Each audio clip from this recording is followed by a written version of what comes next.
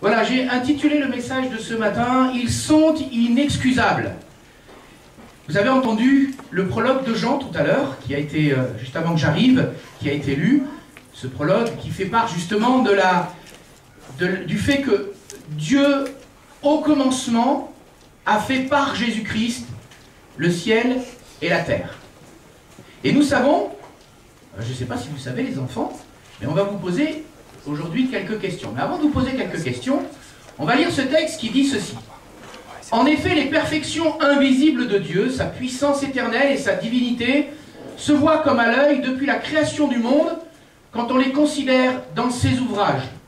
Ils sont donc inexcusables, puisque, ayant connu Dieu, ils ne l'ont point glorifié comme Dieu, et ne lui ont point rendu grâce.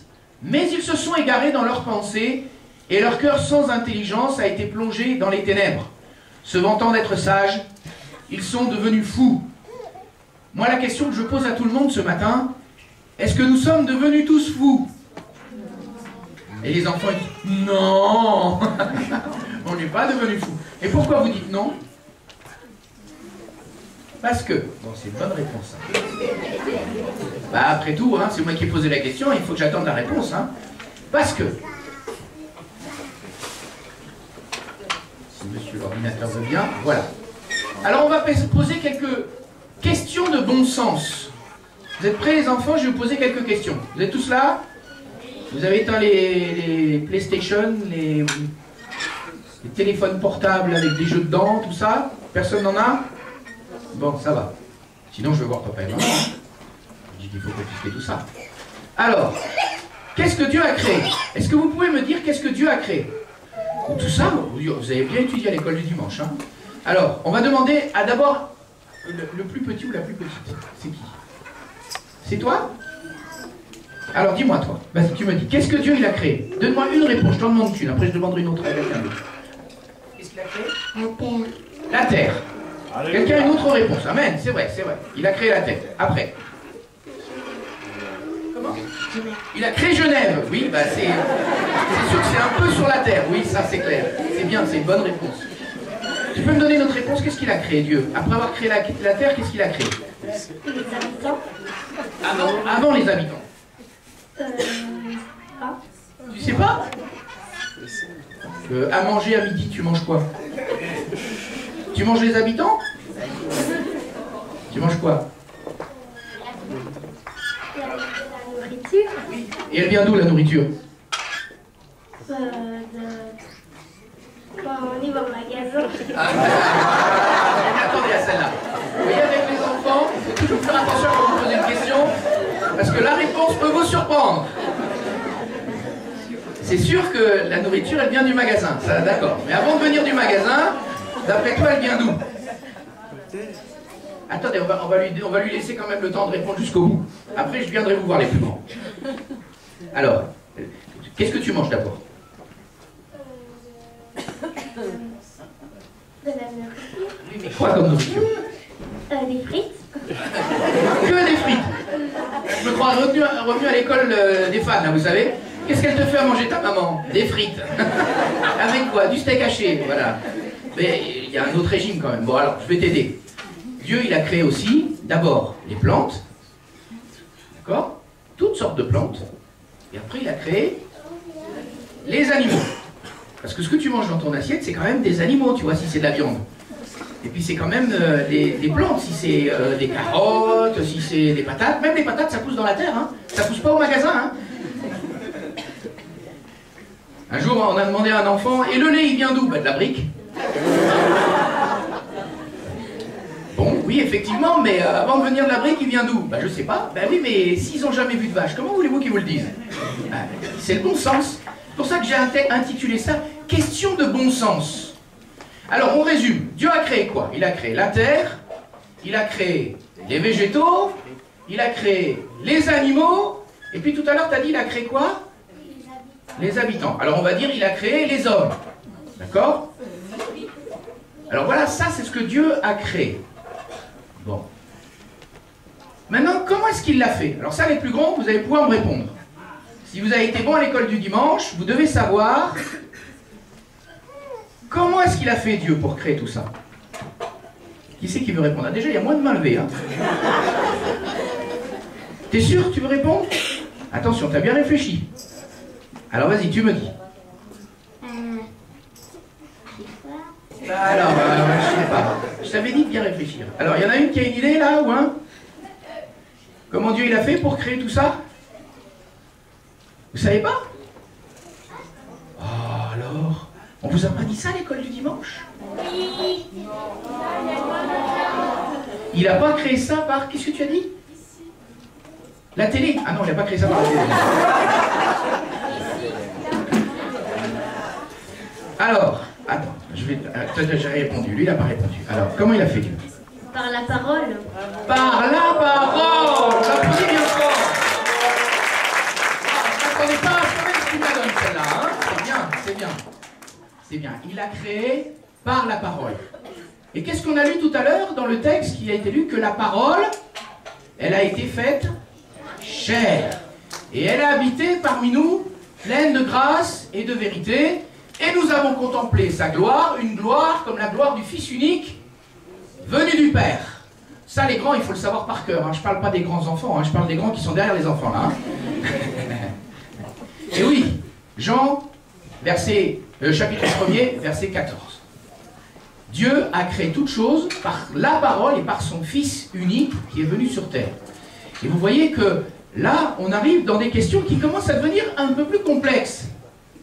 Parce que qui l'a fait? On doit répondre qui alors?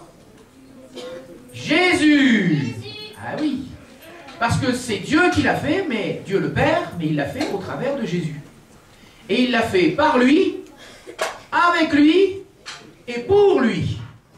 Ça, c'est ce que nous dit l'épître aux Colossiens. Et vous voyez que d'un seul coup, on se dit, oui, ils sont donc inexcusables, ceux qui ont vu, comme nous l'avons lu, on va revenir au texte de tout à l'heure.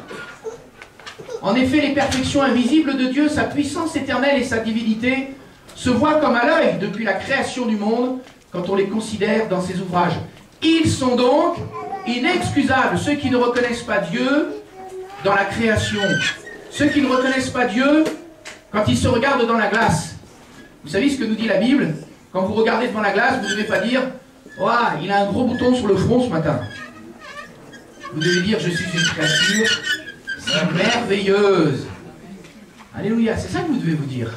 Eh bien, c'est écrit, hein, ça. Hein. Je te loue, Seigneur, de ce que je suis une créature si merveilleuse. Et pourquoi est-ce que je suis une créature si merveilleuse? Eh bien, parce que c'est Dieu qui m'a créé. Et il m'a créé à son image. Vous voyez, juste une petite chose au passage.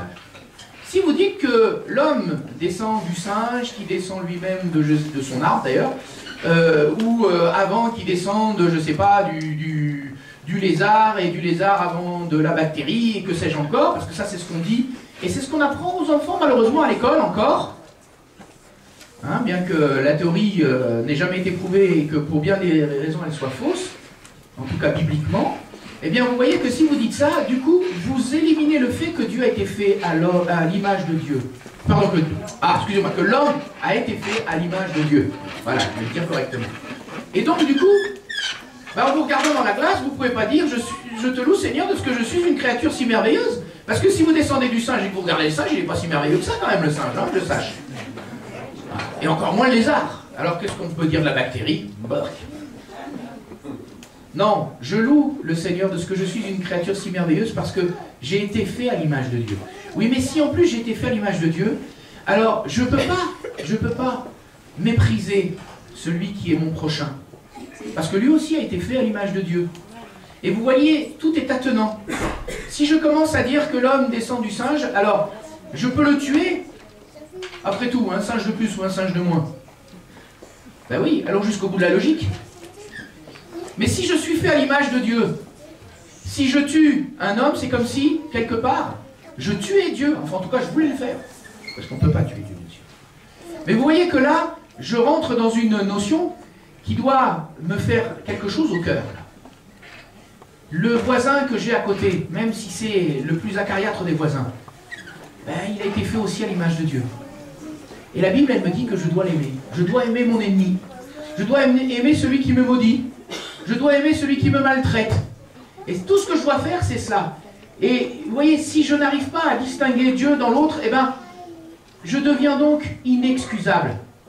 Parce que la perfection de Dieu, cette perfection invisible, certes, parce que la nature, on a l'impression que ça se fait comme ça.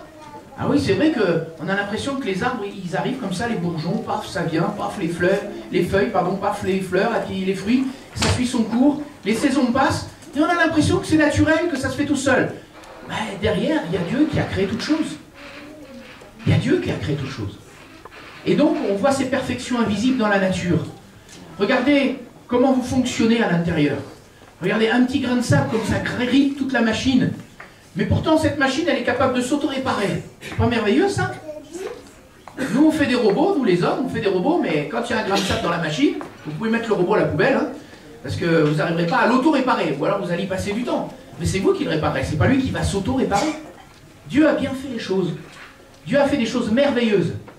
Et vous voyez, ici, on va aller un peu plus loin dans ce qu'on a dit, après les questions de bon sens qu'on a posées tout à l'heure. On va voir 3 erreurs qu'il ne faut absolument pas faire. Première erreur, se détourner de la gloire de Dieu. Ah, je l'ai marqué en rouge, j'aurais pas dû le marquer en rouge. Ils ne l'ont point glorifié comme Dieu. Je vous lis ce qui est marqué en rouge, j'aurais dû le marquer en jaune. Ils ne l'ont point glorifié comme Dieu. Ça, c'est la première erreur. Quand je commence à vouloir me détourner de Dieu, à dire, je peux fonctionner tout seul, Dieu, je le laisse, là où il est, je n'ai pas envie de le rencontrer. Ça, c'est une grosse erreur. Parce que le Seigneur nous dit, ça, c'est une erreur inexcusable.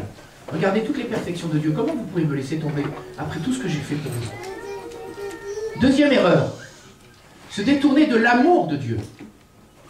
Alors, on peut croire que Dieu existe, mais vous pouvez demander, il y a certaines personnes dans la rue, vous leur dites, est-ce que vous croyez que Dieu existe? Ils vous disent, oui, oui. Et alors? Ben alors, rien. Dieu, il est au fin fond de son univers, il a créé la terre en son temps, et puis maintenant, il nous laisse nous débrouiller tout seul. Mais attendez, moi, c'est pas ce que je lis dans la Bible. Je lis dans la Bible, car Dieu a tant aimé le monde, qu'il a donné son Fils unique, afin que quiconque croit en lui ne périsse point, mais qu'il ait la vie éternelle. Si Dieu m'a tant aimé pour envoyer son Fils unique, c'est pour me tourner le dos maintenant? Ben, je vais vous dire, Dieu ne détournera jamais son amour de l'homme. Quand bien même l'homme soit terrible, d'ailleurs, c'est dit dans la Bible, que alors qu'on était encore ennemis de Dieu, Dieu en son temps nous a aimés, malgré tout. Malgré tout. Et cet amour si profond, eh bien, il n'y en a qu'un qui peut le rompre, c'est nous. Nous, en nous détournant de cet amour, en lui tournant le dos, en disant non, Dieu, tu restes là où tu es, je veux pas ton amour. Et ce qui a marqué en dessous, c'est ils ne lui ont point rendu grâce.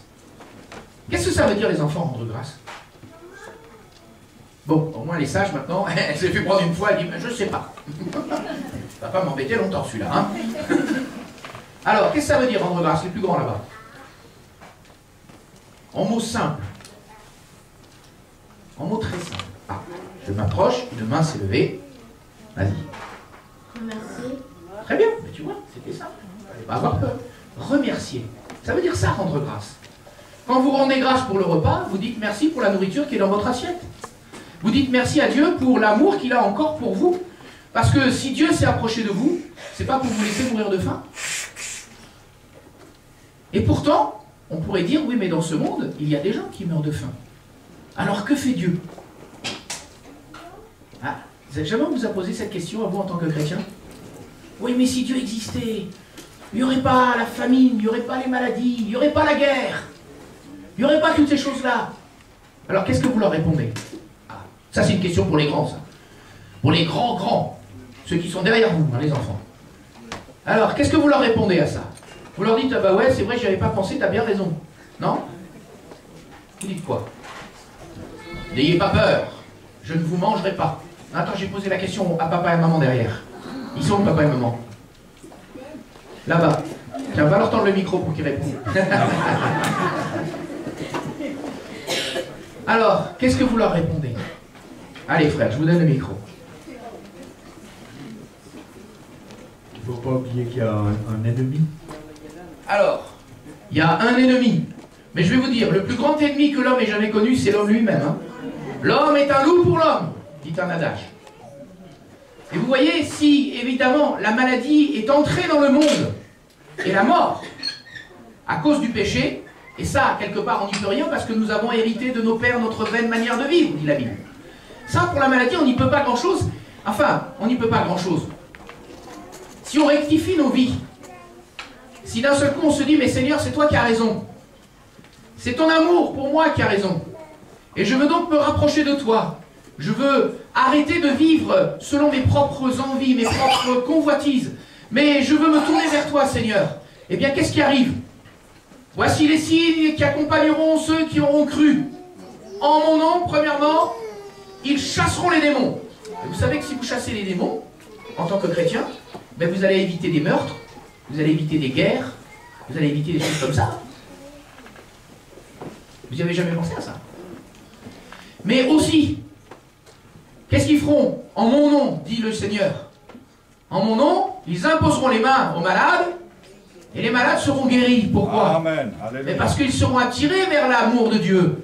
Ceux qui sont malades, ils viendront dans nos églises pour dire, mais est-ce que vous avez la solution? Nous, non, mais Dieu, oui, a la solution pour toi. Et tu seras guéri par l'imposition des mains. Alors en ce qui concerne les guerres maintenant, les violences et toutes ces choses-là, oui, alors c'est vrai qu'il y a le diable qui rôde comme un lion rugissant, cherchant qui dévorer, certes, mais en fait le problème se résoudrait par la repentance. Si les hommes se repentaient tous, eh bien, il n'y aurait plus de guerre, il n'y aurait plus de violence, il n'y aurait plus de choses comme ça. Alors vous allez me dire, oui, mais enfin, les hommes. Oui, mais ça commence par nous.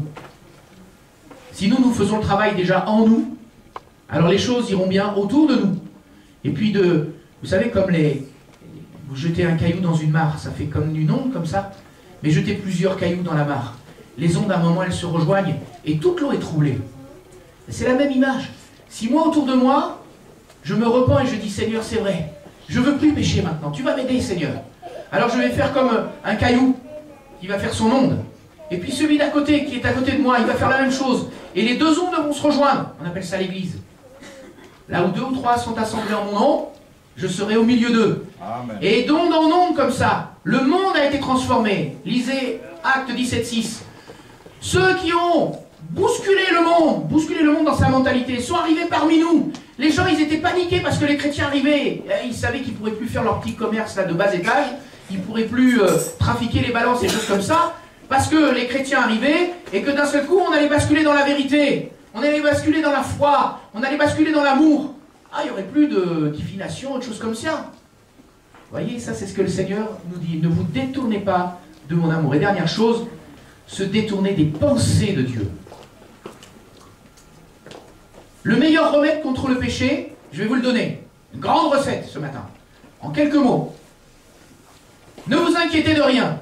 Mais en toute chose, faites connaître vos besoins à Dieu. Par quoi? Par des prières et des supplications, avec des actions de grâce dont on a parlé tout à l'heure. Et la paix de Dieu qui surpasse toute intelligence gardera vos cœurs et vos pensées en Jésus-Christ.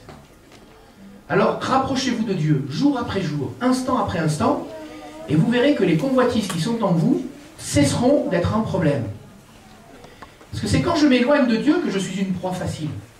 Vous savez, dans un troupeau, regardez comment, vous avez déjà vu des reportages animaliers.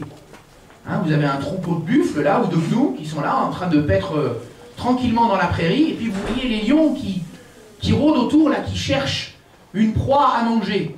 Est-ce que vous croyez qu'ils foncent au milieu du troupeau pour aller attaquer le plus robuste? Oui. Ben non.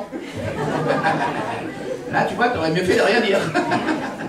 Eh ben non. Les lions, ils ne fonctionnent pas comme ça. Les lions, ils observent le troupeau. Ils regardent. Et d'un seul coup, ils voient un animal qui boite. Alors quand le troupeau s'éloigne, ben lui, il s'éloigne plus lentement. Ah, ils se disent, celui-là, si on met la panique dans le troupeau, celui-là, il ne va pas courir vite. Hein. On va pouvoir vite le rattraper. On va pouvoir vite l'égorger. On va pouvoir vite le manger. Et c'est comme ça que ça fonctionne avec le diable. Si je m'éloigne du troupeau, et là je parle du troupeau de brebis, qu'est l'Église, eh bien le diable qui est comme un lion rugissant n'aura pas de mal à nous rattraper, il n'aura pas de mal à nous tenter, et nous sombrerons à cause de nos convoitises. Et la convoitise, dit Jacques, ayant engendré le péché lui engendrera la mort. Et donc du coup, on est obligé de se dire, mais alors Seigneur, viens à mon secours. Ah oui, mais c'est ce que le Seigneur veut faire ce matin. Mais si nous ne nous détournons pas des pensées de Dieu. Alors maintenant, et je finis là-dessus, conséquences. Eh bien, regardez, quelqu'un qui s'éloigne, très rapidement, vous avez déjà été, malheureusement, nous, à travers notre emploi dans l'Église, on va dire ça comme ça, nous sommes confrontés à des personnes comme ça qui s'éloignent de l'Église. Et vous allez les voir, et ce sont des personnes amères. Amères. Elles vous disent, ah, mais il n'y a pas d'amour. Ah, mais il n'y a pas de ci. Ah, mais il n'y a pas de ça. C'est toujours négatif. Pourquoi? Mais leurs pensées se sont éloignées de l'amour de Dieu. Leur cœur n'est plus au Seigneur. Alors qu'est-ce qu'ils font? Ils vous disent, ah, mais vous savez, frère, je lis ma Bible, je prie. Oui, mais quand tu es tout seul, tu es une proie facile. Et les convoitises qui sont en toi prendront le dessus immanquablement à un moment ou à un autre. Est-ce que vous croyez que Jésus s'est levé un matin en disant, tiens, aujourd'hui je ne sais pas quoi faire, si je bâtissais mon église? Tiens, ça serait bien ça. Vous croyez que le Seigneur il fonctionne comme ça? Eh ben non, il ne fonctionne pas comme ça. C'est mûrement réfléchi. Quand Jésus a dit à Pierre, qui était en train de lui dire, tu es le Christ, le Fils du Dieu vivant, il lui a dit, mais sur cette affirmation, je bâtirai mon église. Vous croyez que c'était comme ça sur un coup de tête? Non, c'était réfléchi. Et l'église fait partie de ce que le Seigneur veut pour chacun d'entre nous, afin que nous ne soyons pas une proie facile pour le diable. Eh bien, je vais vous donner un secret. Plus vous priez, donc plus vous vous approchez de Dieu, et que Dieu garde vos pensées, plus vous allez à l'église, plus vous côtoyez les chrétiens, et plus vous apercevez qu'ils ont des défauts, ça c'est une chose, mais plus vous les aimez malgré leurs défauts. Alléluia. Alléluia. Ça c'est le miracle de Dieu, ça. Hein? Il faut un grand miracle pour ça. Ben oui. Et nous voyons que la première des conséquences quand on s'éloigne de l'église, qu'on s'éloigne du cœur de Dieu, dans la pensée de Dieu, eh ben, c'est que notre cœur lui bascule dans les ténèbres. Pourquoi? Parce que la lumière elle est en Dieu. Leur cœur sans intelligence a été plongé dans les ténèbres. Ça c'est la première des conséquences. Et cette conséquence c'est pas un jugement. Hein? Le jugement on le verra après. C'est pas un jugement. C'est une conséquence directe de mes erreurs, de mes bêtises. C'est la conséquence du péché, immédiate. Mon cœur est dans les ténèbres. Allez, vous le savez bien. Quand vous péchez, vous vous sentez mal. À l'intérieur de vous, ça vous ronge. Enfin, si vous avez encore une conscience, et je le crois. Parce que malheureusement, il y a des gens dans ce monde qui n'ont plus de conscience. Ils l'ont étouffé, leur conscience. Mais c'est pas ça dans l'Église. Dans l'Église, on a tous une conscience réveillée. Et quand on fait quelque chose de mal, donc la conscience, elle nous reprend. Et on sent bien qu'on s'est éloigné de la lumière. L'envie la plus rapide, c'est de revenir dans la lumière, dire « Seigneur, pardonne-moi ! Excuse-moi, pardonne-moi, Seigneur. Je ne veux plus recommencer. Aide-moi, garde-moi dans ta lumière. » Et le Seigneur nous gardera dans sa lumière. Ça, c'est la première donc, des conséquences si on s'éloigne. Et deuxième conséquence, la folie. Vous allez me dire « Mais je ne suis pas bon à enfermer. » Non, certes. Parce que vous avez en vous, si vous êtes ce matin au culte, et je le crois, vous avez en vous la sagesse de Dieu. L'intelligence qui vient de Dieu, la connaissance qui vient de Dieu. Mais la première des conséquences quand on s'éloigne, quand on fait les 3 erreurs dont on a parlé tout à l'heure, c'est la folie. Et la folie, ce n'est pas la folie du monde, hein, celle qui nous emmène à l'hôpital psychiatrique, quoique, parfois ça arrive. Mais c'est la folie de l'homme qui se croit sage. Ça, c'est encore pire. Vous savez, il y a des gens qui croient qu'ils ont toute la connaissance du monde. On en parlait hier avec les ados. Ils sont où les ados? Ah, voilà. On en parlait avec les ados. Des fois, il y a des profs, hein, on disait hier, il y a des profs, ils croient qu'ils ont la science infuse. Ils vous martèlent comme ça, des choses comme si c'était la vérité. Alors je leur disais, mais attendez, vous avez le droit de dire que vous n'êtes pas d'accord. Que je sache, on est encore à la République. Et si on est en train de vous dire que vous descendez du singe, ben vous avez le droit de dire, écoutez, si vous avez envie de descendre du singe, ben, grand bien vous fasse, descendez-vous du singe. Moi, j'ai pas envie de descendre du singe, moi j'ai envie d'être à l'image de Dieu. C'est quand même nettement plus glorieux quand même, non? Et on a le droit des fois de dire ça. Alors, évidemment, les profs, dans ces cas-là, s'ils sont justement un peu dans la folie et pas trop dans la sagesse et l'intelligence, ils se mettent en colère, parce que c'est moi qui détient le savoir. Alors tu vas pas m'apprendre à moi. Ça, c'est ça qui se passe dans leur tête. L'orgueil. L'orgueil. Et pourtant, ils se croient intelligents, mais ils sont fous de la folie de l'humanité comparativement à la sagesse de Dieu. Mais il n'en est pas ainsi parmi nous, mes frères et sœurs. Parce que nous, enveloppés de l'amour de Dieu, nous savons bien que de nous-mêmes, nous n'avons pas à attendre grand-chose.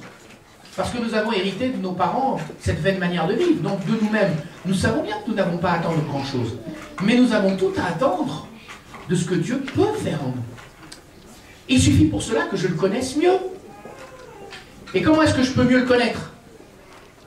En lisant plus. Quoi? Ma Bible. Ah, je suis un mauvais pasteur ce matin. J'ai laissé ma Bible avec sur ma sacoche. Derrière toi, Florence. Ça, c'est pas bien. Dans ma formation, on dit un pasteur, ça vient sur la chair avec sa Bible. Voilà. Mais comme je savais que j'avais tout mis sur le PowerPoint, donc j'ai oublié, vous voyez. Mais il ne faut pas oublier sa Bible. Il ne faut pas faire comme moi. Une erreur, pardonne-moi Seigneur, mais pas deux. Hein. Voilà. Et plus j'ai la connaissance de Dieu, plus j'ai la connaissance de Dieu, plus je grandis dans son intelligence. L'intelligence qui vient de lui. Et plus je grandis dans l'intelligence, plus je grandis dans la sagesse, qui vient toujours de lui. Et je termine. Ça, c'était les conséquences. Maintenant, cela appelle, ces conséquences-là, appellent un jugement. Je vous rappelle qu'on a intitulé ce message « Ils sont donc inexcusables ». Ça veut donc dire que ceux qui ne croient pas dans la création de Dieu et dans le fait que nous sommes créés à l'image de Dieu, ils sont inexcusables. Ça veut donc dire que derrière, il va y avoir un jugement. Alors, ce qui appelle un jugement, hein, cela appelle un jugement, mais quel jugement? Alors on va le lire, le jugement. Romains 2, 5 à 8 nous dit ceci. Mais par ton endurcissement et par ton cœur impénitent, tu t'amasses un trésor de colère pour le jour de la colère et de la manifestation du juste jugement de Dieu. Et ça ne fait pas trembler ça un peu là? Ça nous invite à nous rapprocher de Dieu, hein, de plus en plus, et de mieux en mieux. Qui rendra chacun selon ses œuvres. Vous savez qu'à la fin des temps, on en a parlé hier avec les ados, hein, avec l'Apocalypse, à la fin des temps, il y aura un grand trône blanc là, et il y aura des livres qui seront ouverts, les livres des actes des hommes, et un livre qui sera ouvert. Mais quelle est la conclusion de ce texte? Tous ceux qui ne furent pas trouvés dans le livre de vie, donc ceux dont les actes étaient écrits dans les livres, eh bien ceux-là se retrouvèrent jetés dans les temps de feu avec le diable, avec l'antéchrist, avec le faux prophète, avec Hitler, avec Staline, avec tous les meurtriers de la terre, les Mao et compagnie, Ho Chi Minh et machin, et ils seront enfermés avec eux pour l'éternité, loin de Dieu. Ça fait réfléchir ça aussi. Alors, oui, t'as intérêt à réfléchir. Sinon je m'occupe de ton cas. Tu rendras à chacun selon ses œuvres. Réservant la vie éternelle. Alors là on fait... Parce que pour l'instant on n'avait qu'un jugement là. Hein. Mais le jugement, vous savez, c'est pas forcément la condamnation. Un jugement c'est dire, est-ce que cet homme, cette femme, c'est bien ou c'est mal comporté? Si il a reconnu Jésus-Christ comme son sauveur personnel, alors il lui est réservé à lui la vie éternelle. À ceux qui, par la persévérance à bien faire, cherchant l'honneur, la gloire et l'immortalité. Alors, cherchant l'honneur, leur honneur, ben oui, ils recherchent leur honneur, parce qu'il y a de l'honneur à être chrétien. J'ai pas eu beaucoup d'amen. Non mais réfléchissez bien et dites-moi un amen bien réfléchi. Il y a de l'honneur à être chrétien. Amen. Et attendez, c'est pas n'importe qui notre Père. C'est le Dieu de la création quand même. C'est quand même honorifique. Et qui nous appelle ses enfants. Que nous soyons réunis à lui. Bon, même si c'est par l'adoption. Moi je m'en fiche, le principal c'est qu'on mette Pascal, fils de Dieu. C'est ça qui m'intéresse. C'est ça l'honneur. Que ce soit par adoption, c'est pas bien grave. Le principe, c'est que Dieu dit ça. Et puis ensuite, la gloire. Vous allez me dire, ouais mais ça c'est de l'orgueil, rechercher la gloire. Oui, parce que tout de suite on pense à la gloire du monde. Vous savez, on pense aux stars, aux artistes, à ceux qui recherchent la gloire dans ce monde. Mais nous ne recherchons pas la gloire dans ce monde. Nous recherchons la gloire dans le monde éternel. Alléluia. Auprès de Dieu. Et cette gloire-là, eh bien, vous pouvez vous en glorifier. Ah bah oui, Paul le dit. Je me glorifierai plutôt d'un tel homme. Et il parle de cet homme, c'est-à-dire de lui-même, mais sans se citer, hein, par humilité, qui avait été enlevé jusqu'au 3e ciel, c'est-à-dire dans le ciel de gloire, dans le paradis, et qui a entendu des paroles ineffables, mais il dit, je me glorifierai plutôt d'un tel homme. Donc vous voyez quand même qu'il y a de la gloire à retirer. Mais cette gloire, ce n'est pas une gloire qui vient de nous. Elle vient de celui en qui on est caché, en Jésus-Christ. C'est lui qui a été glorifié, mais qui a été les prémices pour que nous soyons avec lui pour toujours dans le ciel. Et puis, l'immortalité, la vie éternelle. Alors peut-être qu'on pourrait se dire, bah oui, mais alors on fait tout ça pour ça? C'est pas un petit cadeau quand même, l'immortalité, hein? Oui. C'est un petit cadeau. C'est un petit cadeau? Bon allez, t'es un enfant, je te le pardonne. Mais que les adultes n'aient pas pensé que c'est un petit cadeau, hein? Parce que c'est le cadeau suprême. Car Dieu a tant aimé le monde qu'il a donné son Fils unique. Pourquoi? Afin que quiconque croit en lui ne périsse point, mais qu'il ait la vie éternelle. Alléluia. C'est le cadeau qui vient de la mort de Jésus-Christ à la croix, quand même. Hein. Alors des fois, on fait des petits cadeaux, justement, au pied de l'arbre. Vous savez, à Noël. En disant Jésus est né, on se fait des petits cadeaux. C'est le côté un peu, vous savez, un peu réductif de la chose. Mais est-ce que l'on pense que sous l'arbre de Noël, Dieu, lui, il n'a pas mis un petit cadeau? Il a mis le plus grand des cadeaux.